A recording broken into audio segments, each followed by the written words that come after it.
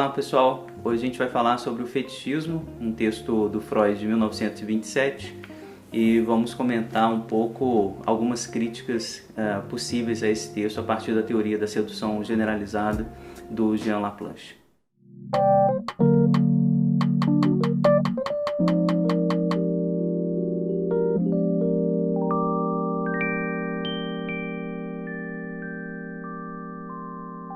Esse texto de 27, ele é um texto importante, vai ser lido como paradigma praticamente do que o Freud pensa sobre as perversões, né? O fetichismo ele pode ser visto na teoria freudiana como um paradigma da teoria sobre a perversão sexual, que está muito atrelada a um tipo de defesa, né, que ele vai chamar de Verleugnung, que é a denegação, um tipo de negação da castração. Quer dizer, existe uma defesa geral, né, que determina o aparecimento do fetiche como objeto de prazer. Essa defesa, essa lógica do funcionamento do sujeito parece poder ser levada a um paradigma, por assim dizer, da perversão como um todo, não apenas do fetichismo especificamente, mas de toda forma de perversão. Então esse texto é bastante importante, não apenas pela explicação que ele fornece com relação a essa perversão sexual, mas por aquilo que ele aponta para uma reflexão sobre as perversões de maneira geral. Então um texto bastante importante, eu acho que vale a pena a gente ler, apesar das críticas que a gente vai fazer no final do vídeo a esse texto, que tem alguns problemas importantes assim, com relação à presença das mulheres aqui no texto, a um certo tipo de explicação que valoriza enfaticamente uma fantasia sexual infantil, que é aquela que diz a respeito da presença de pênis em todas as pessoas do mundo, né? Assim, as mulheres e os homens, né? O pênis materno. Enfim, a gente vai fazer essas críticas ao longo do vídeo, mas de qualquer maneira, um texto que vale a pena a gente ler com calma, parte a parte, para a gente entender a lógica do fetichismo a partir do Freud. A primeira observação é que o Freud ele já fala das perversões sexuais desde 1905, né, de forma muito explícita, nos 3 ensaios sobre a teoria da sexualidade. A gente tem que fazer, óbvio, né, um vídeo para cada ensaio desse, então assim, não vou comentar muito essa teoria que está lá em 1905, mas é muito importante fazer essa advertência, assim, a diferença entre esses dois termos, né? A perversão enquanto posição subjetiva, né, e as perversões sexuais, perversões, por assim dizer, do instinto, né, que deveria seguir, né, um encaminhamento natural, etc., mas ele é pervertido para fins de prazer que nada tem a ver com esses fins determinados, supostamente determinados por uma natureza. Então, o que é pervertido, na verdade, é esse suposto instinto que deveria haver. E aí, quando ele fala de perversões sexuais, na verdade, apesar da carga política desse termo, né, da carga moral presente ainda nesse termo perversão, o que ele está querendo dizer, o que o Freud está querendo dizer é apenas manifestações generalizadas da sexualidade humana, que são determinadas pelas contingências dos encontros amorosos e que não têm determinantes biológicos, naturais, que sejam certos ou errados, né? Enfim, as formas de se obter prazer em Freud, desde 1905, está absolutamente desatrelada do instinto, né? E o fetichismo é apenas mais uma forma legítima, absolutamente comum, banal, né, de se obter prazer com o outro, consigo mesmo. Portanto, não se trata aqui então de usar esse termo de perversão sexual no sentido de um tipo de criminalização, um tipo de afastamento, marginalização da prática, como se ela não devesse ser feita, como se ela não pudesse ser feita, ou como se ela fosse feita apenas por uma minoria, né, de, enfim, pervertidos, né, degenerados, etc. Ao contrário, o que o Freud está querendo apontar é justamente a presença universal, praticamente universal, das perversões sexuais, da perversão do instinto sexual no humano como um todo. Feita essa advertência, vamos para o texto do fetichismo, que marca, de maneira geral, a presença de um objeto nos arranjos de desejo de uma pessoa. Esse objeto ele tem que estar presente, né? Ele tem que estar presente para que o sujeito goze sexualmente junto ao outro. O que é o fetiche? Qualquer coisa pode ser o fetiche. Freud, por exemplo, vai dizer já no segundo parágrafo de um brilho no nariz, glans, auf der Nase, que um paciente traz para ele como um fetiche, né, que dispara, por assim dizer, o apaixonamento ou o prazer sexual junto a um outro objeto de amor. Ou seja, qualquer coisa pode ser levado a essa categoria de fetiche. Qualquer elemento, qualquer roupa, traço de corpo, qualquer elemento que vai se colocando como uma exigência sem a qual o prazer não pode acontecer. O que caracteriza o fetiche é exatamente essa exigência que ele endereça ao sujeito. Sem a minha presença não há prazer, né? Claro que todo mundo tem algumas preferências que caminham nessa direção fetichista, né? Nós preferimos, nós sentimos mais prazer se o objeto tem essa ou aquela característica, se está presente ou não determinados elementos na cena sexual, para que o prazer circule. Claro que todo mundo é marcado por essas trilhas, né? Mas o fetiche, ele é, por assim dizer, uma exigência soberana, ele vai fazendo com que toda a cena circule apenas em torno dele. Essa é a característica do fetiche. Então a gente está falando não só de um trilhamento, de uma exigência, a gente está falando de um monopólio, né, do objeto, né, dessa parte do objeto sobre toda a cena. Então ou há fetiche ou não há prazer. Então, no limite, o que o fetichismo está impondo é um certo tipo de exigência sem a qual não há funcionamento do prazer. Ao contrário, parece haver um certo tipo de repulsa de toda a cena sexual, caso o fetiche não esteja lá protegendo o sujeito daquilo que o sexual traz. O sexual só pode ser vivenciado se houver a presença de uma determinada coisa, de uma determinada característica, de uma determinada lógica do prazer. A primeira interpretação do Freud, já no terceiro parágrafo do texto, é dizer o seguinte: o fetiche é um substituto do pênis.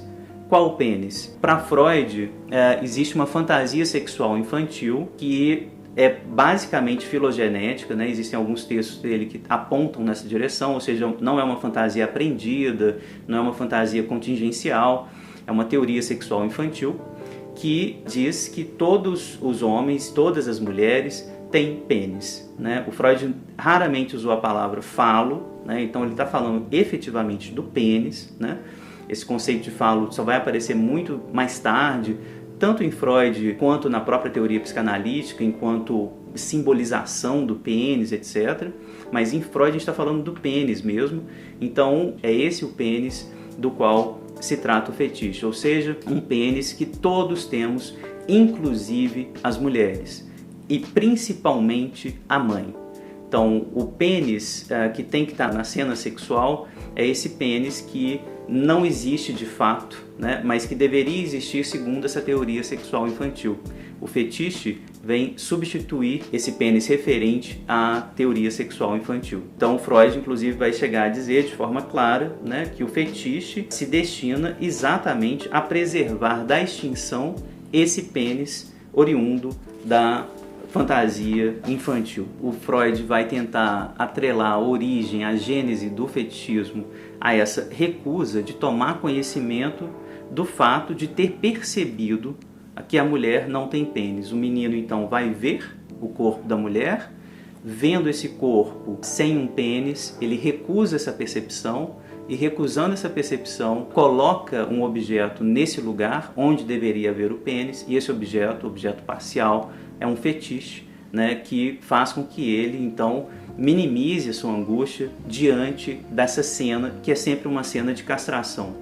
Observe que o Freud está partindo do pressuposto dessa teoria que a percepção é uma percepção já fenomenológica, por assim dizer. Ele vê a vagina ou vê o corpo da mulher e vê que ali houve um pênis, mas que esse pênis foi arrancado, não está mais presente, enfim, que ele deveria ter estado ali. E por que ele deveria? Por conta dessa fantasia originária presente em todos os humanos desde a origem. Então esse é o ponto, né, do Freud que sustenta essa teoria sobre o fetichismo. Nesse quarto parágrafo, aliás, desse texto é super importante porque o Freud vai tentar, inclusive, fazer uma diferenciação conceitual dos processos de defesa que estão ligados a essa construção do fetichismo. E aí ele usa o termo escotomizar, por exemplo, oriundo do Laforgue, ele cita o autor aqui, ele tenta diferenciar um pouquinho a ideia de Verdrängung, né, o recalcamento da ideia de Verleugnung, que é exatamente a rejeição, né, uma certa recusa, e ele prefere utilizar então o termo Verleugnung, ou seja, o termo recusa, rejeição, para dizer dessa defesa enérgica, muito violenta, que vai dar origem ao fetichismo. Então, portanto, não é exatamente um recalcamento. Freud está tentando estabelecer uma distinção aqui importante entre recalcamento e rejeição, no sentido de, me parece, enfatizar a força, a velocidade, a pressa que acontece no fetichismo, né? Parece uma exigência de velocidade, assim, a sensação que dá é que a recusa é uma defesa diante da percepção quase, né? E já o recalcamento, a percepção ela é mais metabolizada, ela é mais apropriada pelo sujeito e depois ela é enviada para o inconsciente. O recalcamento exige um tempo maior e exige também uma certa absorção da percepção, uma simbolização prévia, num certo sentido, ou uma tentativa, né, de tradução daquilo que foi visto. Essa tentativa ela é mais autorizada, por assim dizer, pelo sujeito, mas em algum momento fracassa, né? Não há tradução possível para essa percepção e ela também vai ser recalcada. Mas, de qualquer maneira, há uma tentativa aqui de distinção de defesas, né? Eu acho que isso não é por acaso. E o Freud, eu acho que está apontando muito para essa força, uma ideia de força e velocidade que a defesa da recusa exige do sujeito.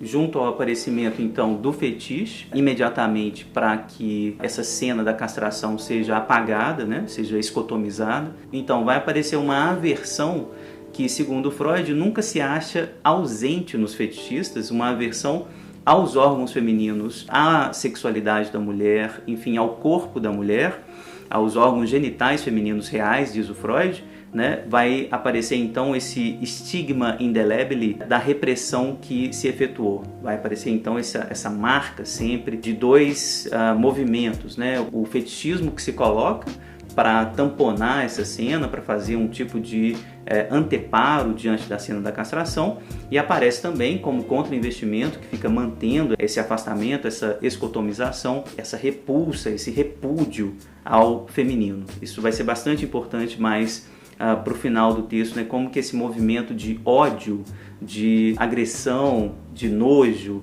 né? De todo o movimento que afasta a sexualidade da mulher, o corpo da mulher, vai aparecer no final do texto também de forma bastante violenta, vocês vão ver. Portanto, permanece um indício do triunfo sobre a ameaça da castração e uma proteção contra ela. Então, esses dois movimentos, tanto o aparecimento do fetiche quanto o repúdio aos órgãos genitais femininos, esses dois movimentos são a marca, né, indelével aí do triunfo sobre a ameaça da castração e uma proteção também contra essa ameaça. Vai dizer o Freud, um detalhe aqui do texto que eu acho importante para a gente criticar depois, isso também vai salvar o fetichista de se tornar homossexual, dotando as mulheres da característica que as tornam toleráveis como objetos sexuais. Observem esse detalhe no texto, né? Assim, um destino possível para a angústia da castração, ou seja, que esse repúdio às mulheres levaria o sujeito a tal ponto, né?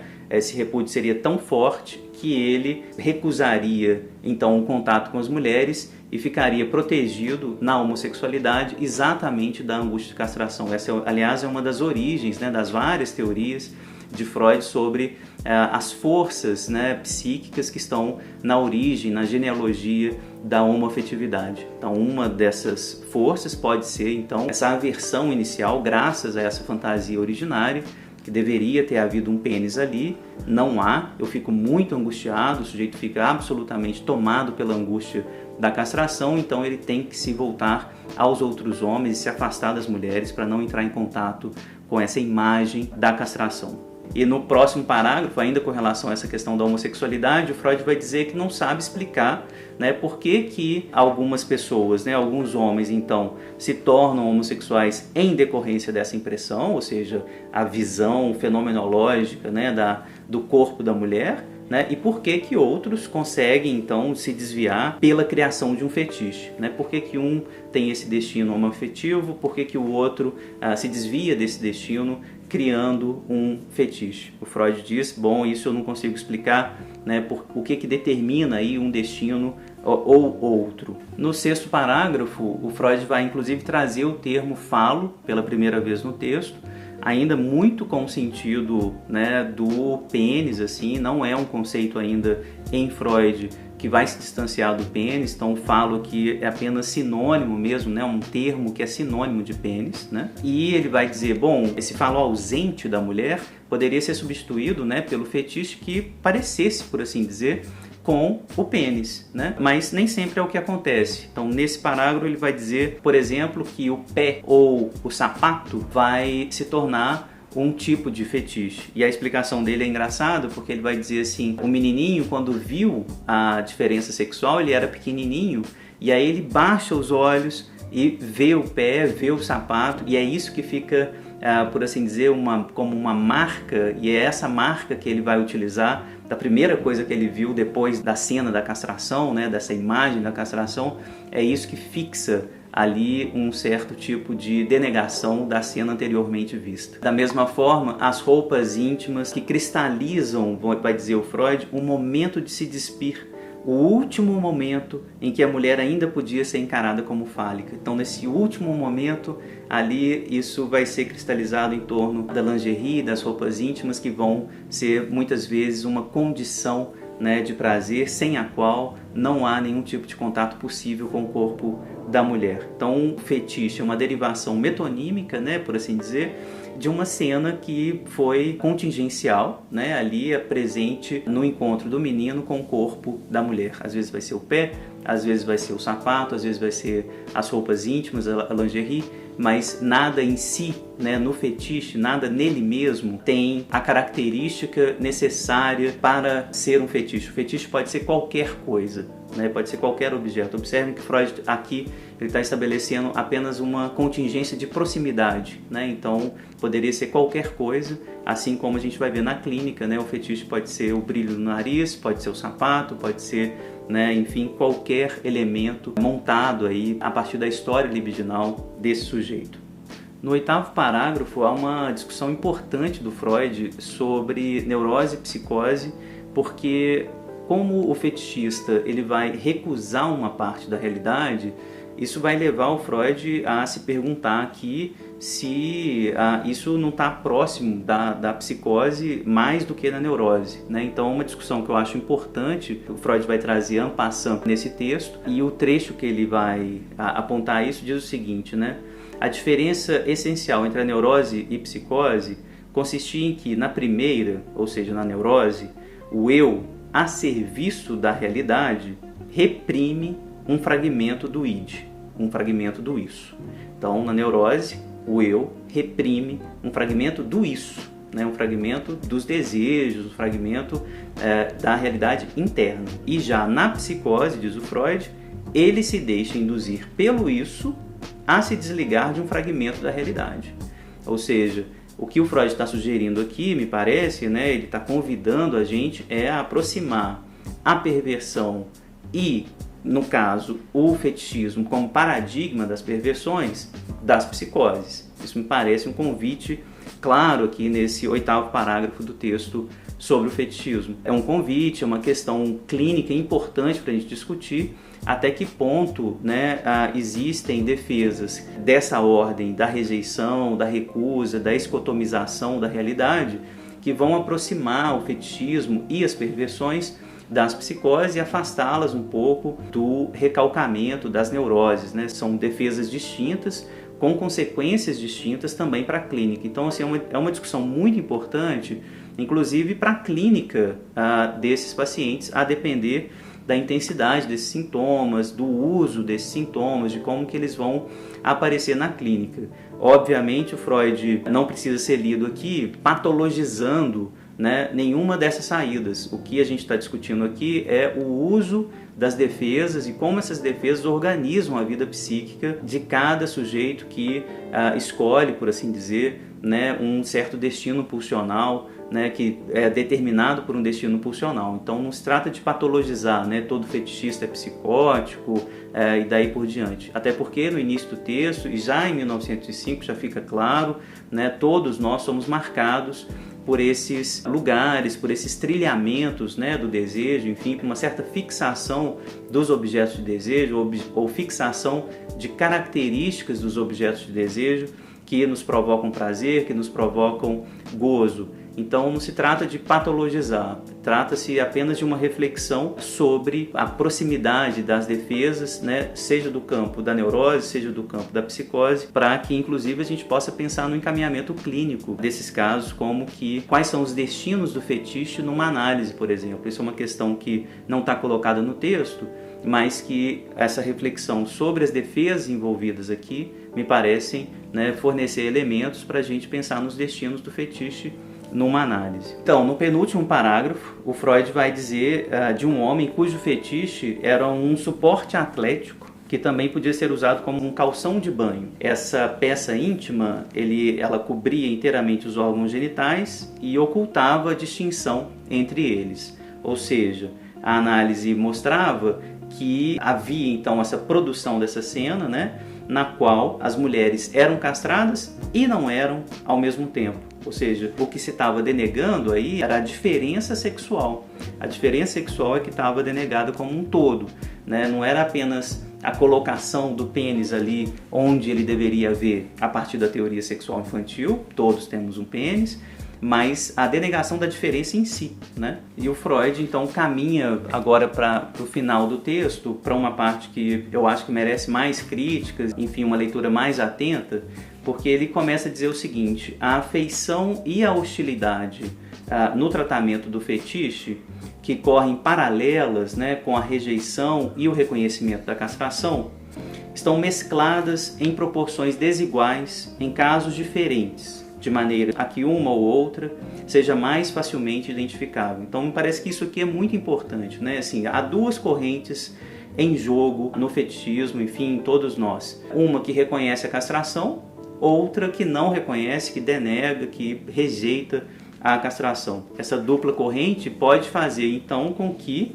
haja um tipo de afeição ao fetiche, ou seja, ele é muito importante para mim, vai me dar muito prazer e isso me faz então protegê-lo, na medida em que ele inclusive me protege, né, da castração, mas ao mesmo tempo há uma hostilidade contra o fetiche, porque toda essa cena da castração produz ódio, produz violência, eu não quero me haver com isso, então eu quero também destruir o fetiche, por assim dizer, porque é impossível lidar com a angústia que o fetiche vem ao mesmo tempo proteger, mas vem me lembrar o tempo inteiro. E aí ele fala de dois casos, me parecem importantes, onde a violência contra as mulheres vai aparecer articulada ao fetichismo, né? Esses casos são muito importantes serem lembrados nesse texto, e eu acho que a leitura aqui do finalzinho do texto do Freud aponta para uma crítica também que eu acho que ele não produziu, que eu acho que é importante para a psicanálise, né, mais recente, mais contemporânea,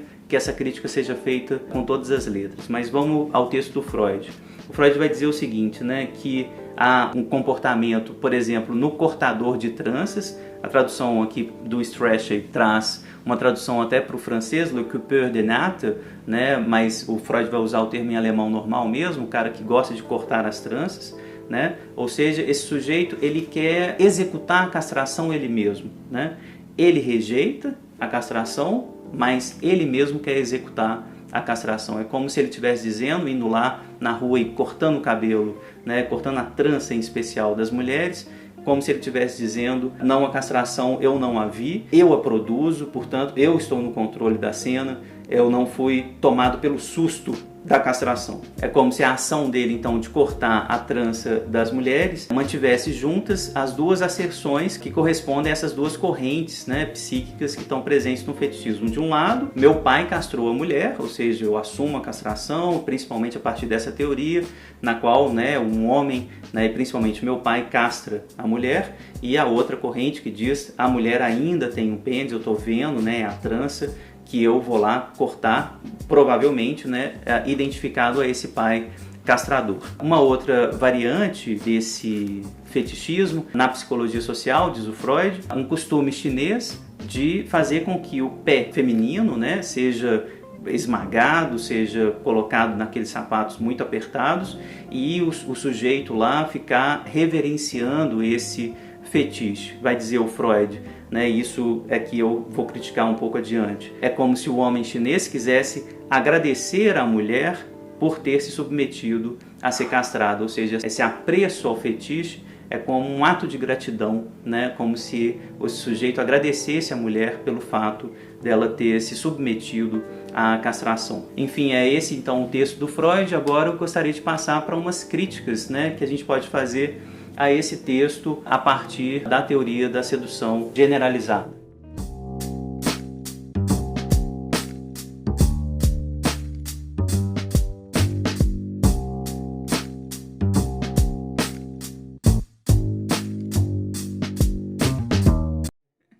Bom, nessa terceira parte eu queria criticar então o texto do Freud, dizendo algumas coisas e convidando vocês também a criticá-lo, né? Enfim, a comentar, ver o que a gente pode pensar desse texto. Eu acho que é um texto importante assim, para pensar, claro, nos arranjos amorosos, nos arranjos sexuais, né? Um texto que não deixa de ter a sua importância no sentido de pensar que o desejo humano é contingencial, ele não se organiza naturalmente. Então, primeiro, queria reforçar esse elogio, né, ao texto do Freud, assim, lembrar que mesmo estabelecido a partir da crença de uma teoria sexual infantil quase que filogeneticamente transmitida, que é a teoria todos temos um pênis, né? Mesmo tendo essa origem, esse texto está reforçando e muito a ideia de que o nosso desejo é contingencial, né? De que nós não controlamos as formas através das quais nós obteremos prazer. Então eu acho que é um elogio importante que a gente tem que sustentar, né? No sentido de uma contingência do desejo que a psicanálise produz, né? Não existe aí nesse texto de forma alguma, apesar do comentário do Freud ali sobre neurose e psicose, eu acho que é muito claro no texto do Freud, a partir dos 3 ensaios inclusive, que o fetichismo é uma prática sexual como qualquer outra, presente na maioria de nós em menor ou maior medida. Portanto, trata-se aqui de um reforço da contingência do desejo. Então acho que esse ponto é importante ser salientado antes das críticas que eu vou fazer agora. O primeiro ponto da crítica é com relação à teoria sexual infantil. Freud tem vários elementos na obra dele que mostram que essa teoria sexual infantil, as várias teorias aliás, são filogenéticas, elas não são aprendidas, elas já vêm, por assim dizer, com a criança. Então esse é um primeiro problema que o Laplanche e o Pontalis vão criticar, que o Laplanche vai criticar bastante ao longo da obra dele, que a gente tem que criticar de forma bastante radical aqui, né? Essa teoria não é filogenética, né? A teoria de que todos temos um pênis. Essa teoria talvez faça parte, esse é o argumento do Laplanche, de um código, de uma narrativa tradutiva, social, que vai ser endereçada à criança para que a criança possa se organizar nesse mundo de gênero binário, de sexo separado, diferente e opositivo, enfim, essa diversidade pulsional inicial na qual a criança está imersa, tudo isso tem que ser organizado, e isso se organiza graças a essas narrativas, inclusive essa narrativa, né, de que todos deveríamos ter um pênis, de que ter um pênis é uma salvação, né, de que, enfim, uma teoria fálica, né, ou falocêntrica organiza a criança. Então, o primeiro ponto é lembrar que essa teoria é como um código tradutivo, é uma narrativa recalcante que organiza a sexualidade como um todo, uma narrativa defensiva radical, né, que está ligada inclusive ao recalcamento originário, né, às defesas mais radicais que vão organizar a criança como um todo. Então o primeiro ponto é esse, porque a impressão que dá, não sei se vocês concordam, queria ouvir vocês quanto a isso, é que o Freud muitas vezes vai usar a teoria sexual infantil como a teoria psicanalítica. Então ali onde ele deveria fazer a crítica da origem dessa teoria sexual infantil, como código, como já atrelada a defesas egóicas importantes, ele usa essa teoria como se nela acreditasse, de fato, né? Como se de fato fosse assim, de forma irrecusável, como se as crianças já nascessem com essa teoria sexual infantil. Então esse é o primeiro ponto de crítica, né, que a gente vai voltar em outros vídeos quando eu falar um pouco do texto Laplanche chamado Édipo e Castração como código narrativo, né, como uma narrativa e código de tradução. Eu acho que esse texto do Laplanche é muito importante para essa crítica geral ao Freud, que parece tratar a teoria sexual infantil, descoberta por ele, como uma teoria psicanalítica, né? Como se a gente tivesse que usar a teoria sexual infantil como a própria teoria psicanalítica. Então essa é a primeira crítica. A segunda crítica, ela tem a ver com as fontes mais pulsionais do fetichismo, que eu acho que são inclusive anteriores à castração, ao Édipo, ali onde o Freud localiza a percepção, né, dos órgãos genitais, onde o Freud vai localizar a origem do fetichismo. A primeira dessas fontes pulsionais, né, são experiências muito anteriores que a criança vai ter, por exemplo, com o seio e com o corpo da mulher, né? O enigma da gravidez, por exemplo, ele pode aparecer muito antes, né, da percepção dos corpos, enfim, da nudez da mulher, etc. Mas mesmo a relação com o seio, como a Melanie Klein vai insistir muito, né, é uma relação muito anterior, né, a essa percepção dos corpos, enfim, da significação, da diferença sexual, etc. É esse corpo, né, estou usando bastante a Melanie Klein aqui, que é alvo das identificações e, portanto, também da inveja, né, que eu vou endereçar para esse corpo que produz algo que eu não tenho. Digo eu aqui no sentido, inclusive, desse sujeito que está aparecendo no texto do Freud como sujeito fetichista por excelência, que é o homem, né? Ele está tratando dos pacientes homens em particular. Aliás, uma outra crítica ao texto do Freud é pensar um pouquinho nas mulheres fetichistas, né? Claro que ele vai dizer que a origem é a mesma, ou seja, diante da angústia da castração, do ódio quase, né? A castração que a mulher também vai impor o fetiche. Mas eu acho que vale a pena a gente pensar nas origens do fetichismo na mulher também, a partir desse texto do Freud. Mas antes disso, então, a questão a partir da Melanie Klein, pensando com ela, né, é que a inveja, aí nesse caso, do seio, principalmente do seio bom, é consequência quase inevitável dessa identificação com os adultos, né, que cuidam da gente, em especial com relação às mulheres que cuidam de nós e nos alimentam. Ou seja, a mulher tem algo que eu não tenho, né, que é importante para mim, com o que eu me identifico e que, por me identificar, né, e querer ser como esse objeto que me alimenta, que me sustenta, eu desejo aquilo que esse objeto tem, eu desejo ser aquilo que esse objeto é, ou seja, as origens da inveja estão altamente articuladas à identificação precoce, né, nessas cenas primárias, né, nessas cenas muito arcaicas. Portanto, o fetiche pode ser, a partir dessa fonte, né, algo que visa paralisar o corpo do outro, transfigurá-lo, dominar o corpo do outro, submetê-lo, retirar dele a sua potência criativa, né? Como se eu tivesse que colocar ali entre mim e o objeto alguma outra coisa, né? Principalmente para transfigurá-lo, para eliminar aquilo que ele tem de potência, aquilo que ele tem de autonomia, né? O fetiche parece fazer com que o objeto seja submetido. Ele tem que se submeter a um certo modo de funcionamento, né? O fetiche, ele tem uma força sádica de dominação, de apagamento da autonomia do objeto, né? Eu acho que isso é muito importante e provavelmente está ligado a essas cenas muito originárias da inveja, da identificação precoce com esses objetos que eu não sou, que eu desejo ser, que eu desejo ter, etc. A segunda fonte do fetichismo, para além, né, da castração, da angústia de castração que o Freud está apontando, né, tem a ver com as experiências de passividade radical, né, que a gente vivencia na situação originária.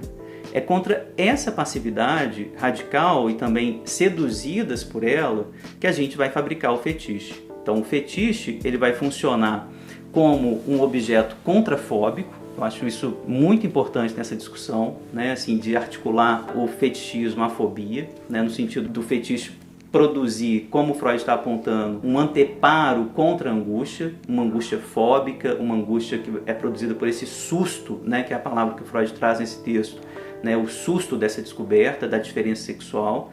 Então, o fetiche ele vai funcionar como esse objeto contrafóbico, ele vai suturar a angústia, né? Ele vai paralisar um pouco, vai fazer uma barragem contra esse dilúvio pulsional, libidinal, diante do objeto, diante do encontro com o outro.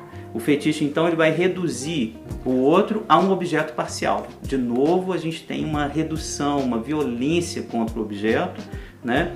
Fazendo com que o fetichista possa lidar com o outro, com o objeto, de maneira controlada, né? Mas sempre nessa direção de reduzir o objeto, controlar o objeto, dominar o objeto, né?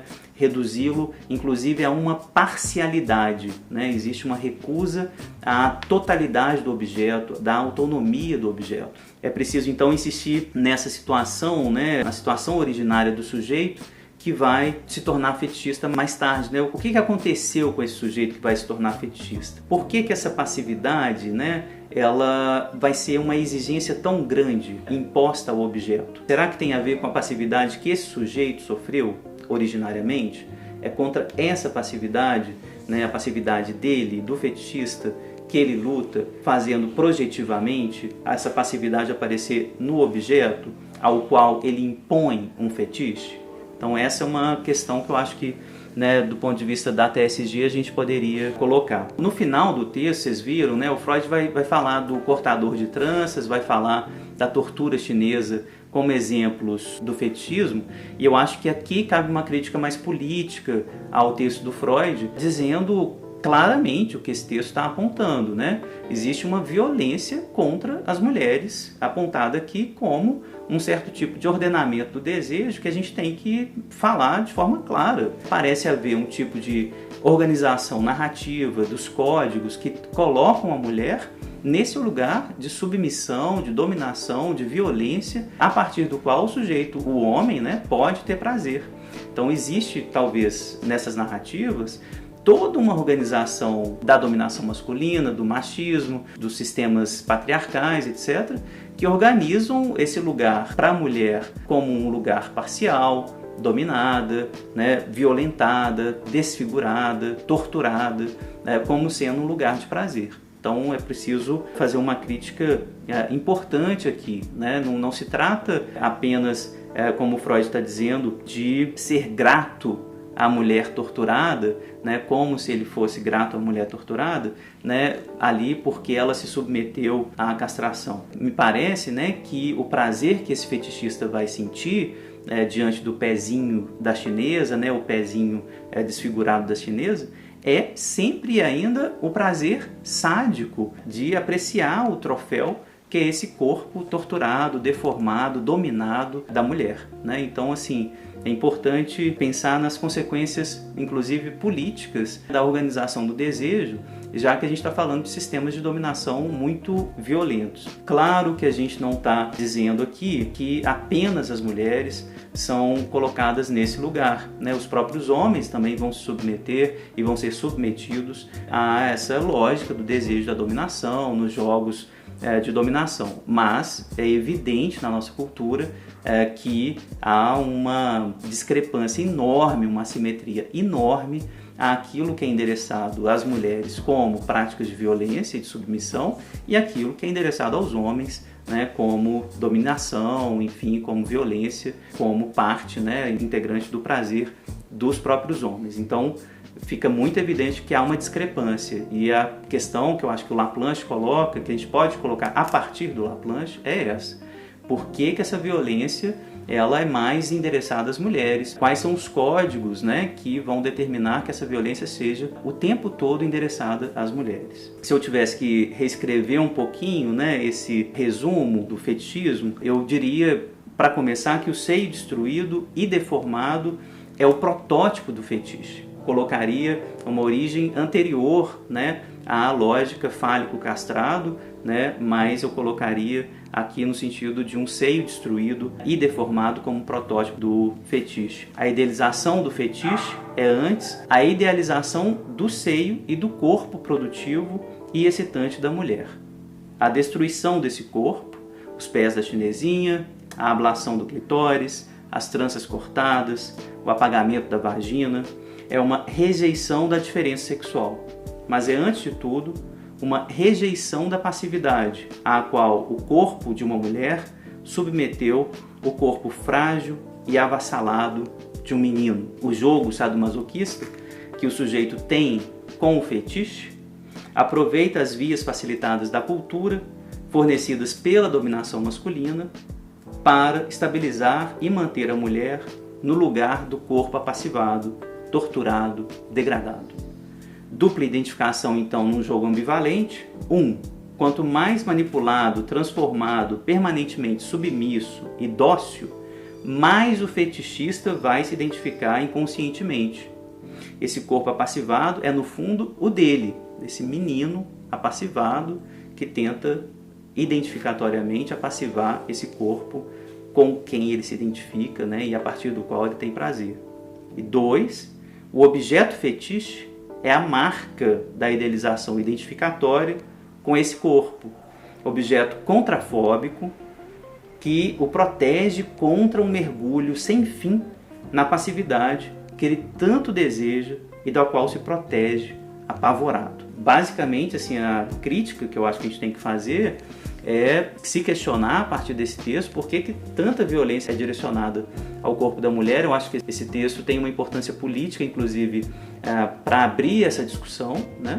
E também é um texto que a gente pode criticar no sentido de questionar esses códigos, né, que principalmente esse código fálico castrado, que o Freud tomava como um código natural, oriundo de uma fantasia sexual infantil, filogenética praticamente. Então, enfim, essa é a discussão sobre o fetichismo. É um texto pequenininho, mas que gera muita discussão clínica importante, gera muita discussão política importante, que eu queria que vocês comentassem, participassem, dialogassem comigo. Vocês já sabem, então, curtam aí se vocês gostaram, compartilhem o vídeo, se inscrevam no canal, a gente continua conversando. Obrigado.